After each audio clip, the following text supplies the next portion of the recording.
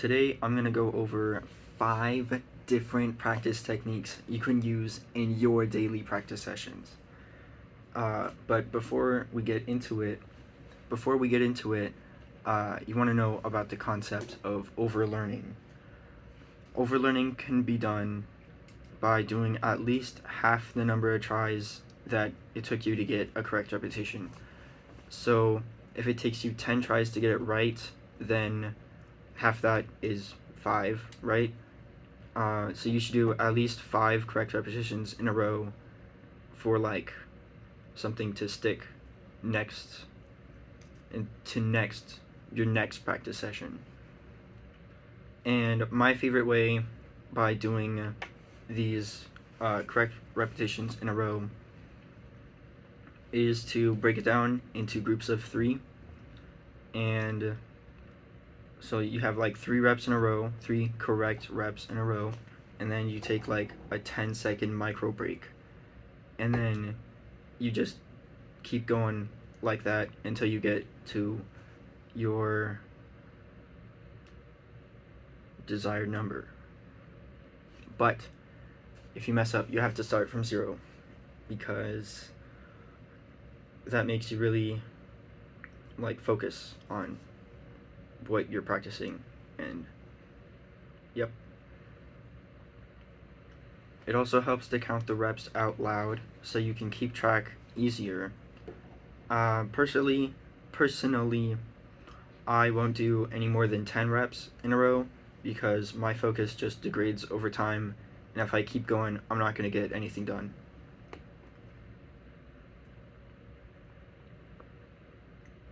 Okay, now we're on to the first practice method. Let's go.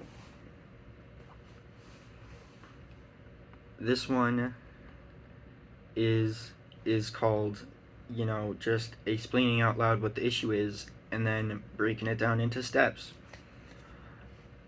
And so I use this practice method for when I'm having trouble with a certain spots or a couple spots. I think it's really useful for me to actually think about the problem and then say out loud what it is, and then I make a plan and then stick to it. So, for example, this spot, I think it'll be like over here somewhere, maybe like right here. It's from Eric Oasen's Rowing Fork for Wind Quintet from Movement 1. This spot is like fast. There's a lot of big leaps, some like weird fingerings. So step 1, I would slow it down so I could play the right rhythm. And once the rhythm is solid, you can move on to step 2, which for me would be Aaron fingers without rhythm, and then step 3 would be Aaron fingers with rhythm. And then move on to step 4, learn the intervals, and then step 5, put them all together. And lastly, step 6, click it up to tempo. I'll get to clicking up in the next section, so yeah, have fun with that. I also want to say I would not do all these steps in the same practice session. And if you break down your spot into steps and it's still like really hard, then you should like break it down even more. Baby steps. We have reached the clicking up portion of the video, guys. So there's a couple different ways to click up a passage of music. This first one is called interleaved clicking up, and it works best with a passage of like all the same note value, like all triplets, sixteenths, etc. Although I guess you could do this with like a passage that alternates between like 2 different note values. I feel like it'd be kind of hard though. Well, I don't know. You can decide for yourself. Step 1 is start by playing a bar or a beat at a tempo that's slow enough where you can play it like easily without missing anything. You know, for example, 60. And then you would click up the tempo of that bar or beat until you get by fives. You click up the tempo by fives of that bar until you get to your goal tempo. For example,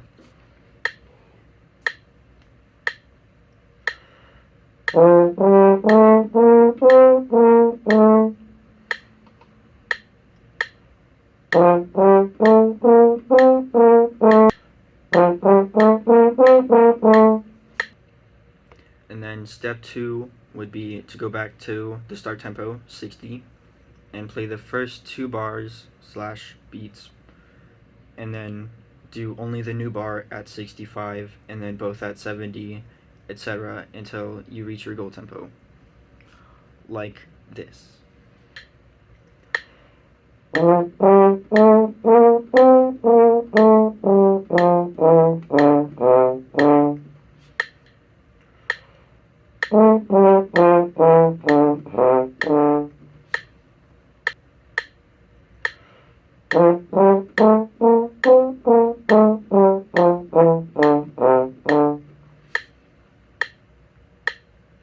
And then that brings us to step 3, which, you go back to the start again and then play all 3 bars.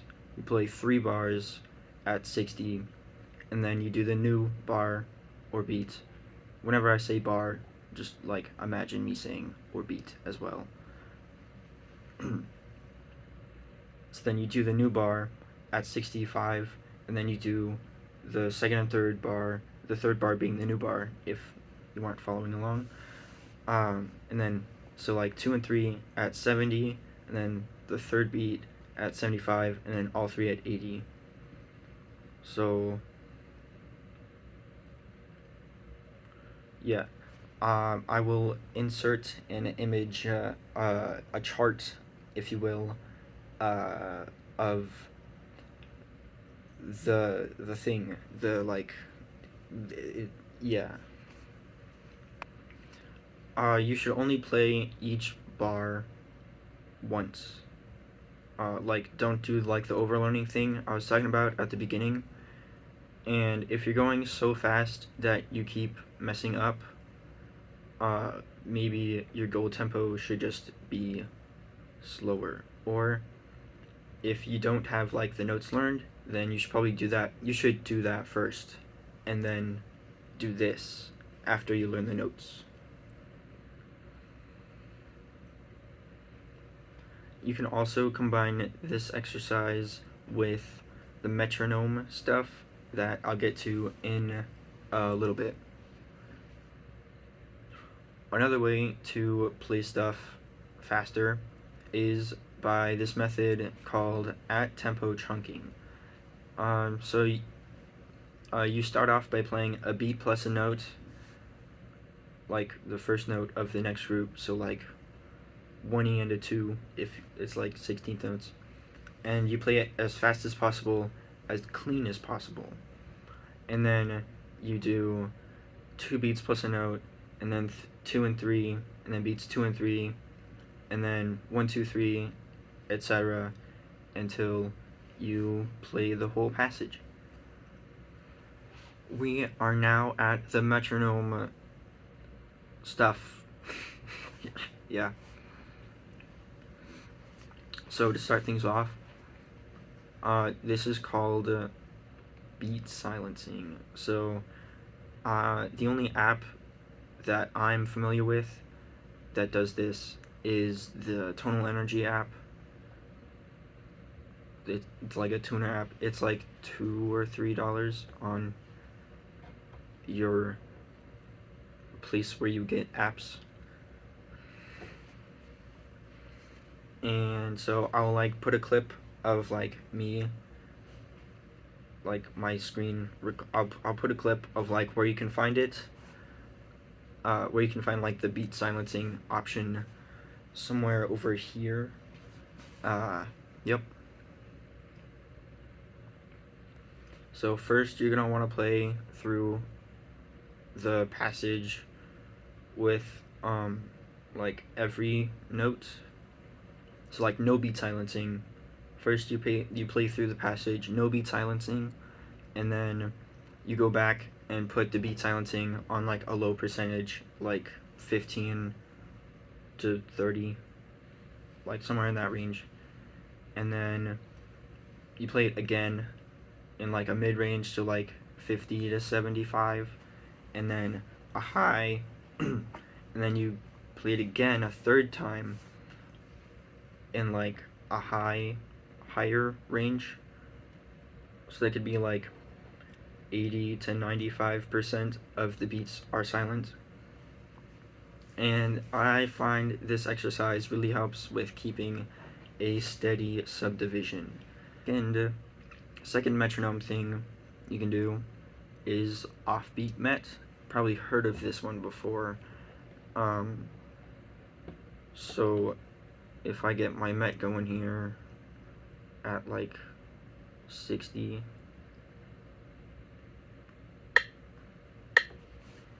like the downbeat is now the offbeat. So like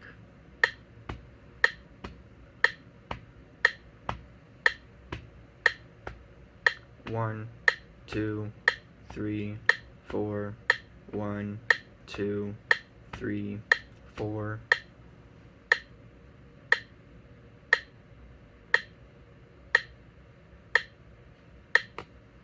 So if that's pretty much that's it. That's the whole offbeat thing. With triplet meters, you can do like you can do like the la or the li in like one la li, or however you count a triplet. Yeah, you can like do that.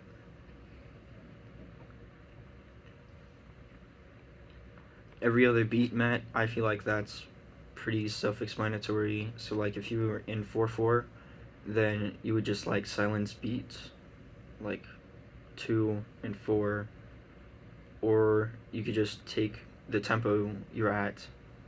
So it's if you're at like 120, and then if you wanted to do like every other beat, but you don't have like a digital metronome, you could just like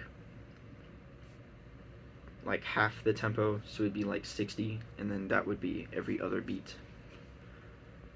Another way you can use your metronome is to have it click every downbeat, or like every second downbeat, or like every third downbeat, and then you could just like keep on going if you wanted to. So like for like every 2 bars, if you're in 4/4, you would just like, this is if you have a digital metronome, like tonal energy. So if you're in 4/4, then you just like double it. So then you're in 8/4, and then just like only make the downbeat audible. So then it's like every 2 bars, yeah. And then for like every 3 bars, 4 times 3 is 12, 12/4, and then just silence all the other beats except for 1, and that's the downbeat. Most likely, like doing this, using your met like this, it's probably gonna take you like a couple times to like line up exactly with the met, and that's a good thing. It definitely helps to identify whether you're rushing or dragging, because like the subdivision is in your head now, it's not out loud. I haven't done this, but you could combine the clicking up the beat silencing with clicking up, I feel like that would be pretty beneficial. And then if you're looking for if you're really looking for a challenge, you can combine the offbeat met and the beat silencing. And then if you're looking for an even harder challenge, you could do offbeat met with beat silencing with clicking up. That's crazy. I've never done that. I want to. Next up, we have play one, imagine one. This specific type of practice is called variable practice, and it's made to challenge your abilities. So you do this by, you play one unit that could be like a beat or note or a bar, and then you imagine the next unit, a beat, a note, a bar, and then you go through the entire passage alternating between those two, and then once you get through the passage, then you go back, and if you started playing, you're going to start imagining now. So I'm just going to I'll do play an example.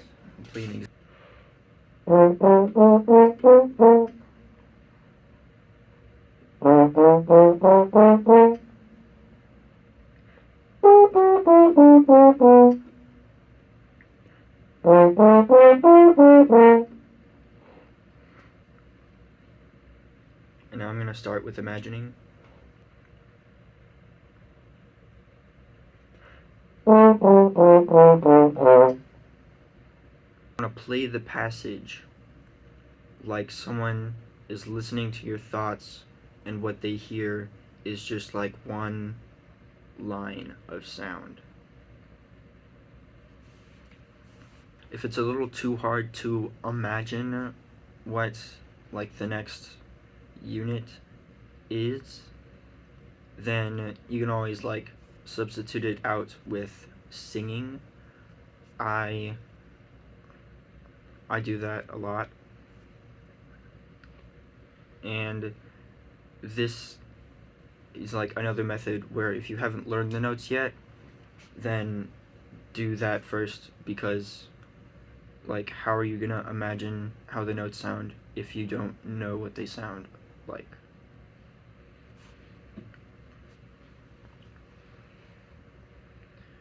And that brings us to our last timer practice. This particular method is used for performing. This particular method is used for testing well-practiced spots in a performance. So you pick a spot or a couple spots that you want to get right in a performance, and then you set a timer to go off every 4 or 5 minutes, and then practice something that's not from the piece that you picked the spots from. So an entirely different piece of music. And then whenever the timer goes off, you stop what you were practicing and perform the spot. You can also combine this one with another random practice method. This is called random practicing, by the way. You can combine this one with another one called you can combine this method with another one called time constraint practice. And so with that one, you pick 3 to 4 spots you want to work with. So you pick 3 to 4 spots you want to work on, and then before you start to practice, you write them down in a random order, hitting at least every spot, getting every spot at least, so you hit every spot at least 2 times. So if I had 3 spots to work with, I could do 1 2 3 2 1 3, and then that's the entire thing.